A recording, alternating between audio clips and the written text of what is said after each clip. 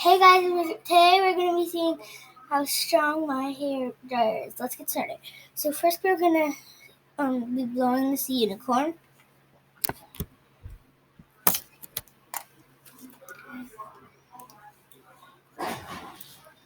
Let's do it on high. There we go. Okay, that one works. Sorry about the loud noise, you guys.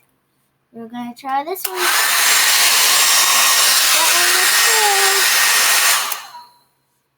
good. Let's try this elephant this time.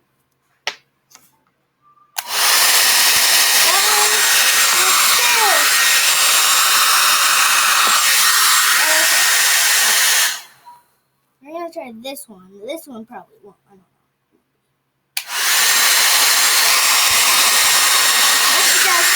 Just a little bit.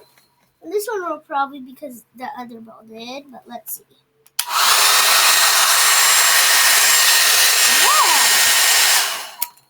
Yeah. Okay, so you guys put down in the comments below which one you think was the lightest and which one moved like the most. Okay, don't forget to subscribe and hit that bell button. Bye.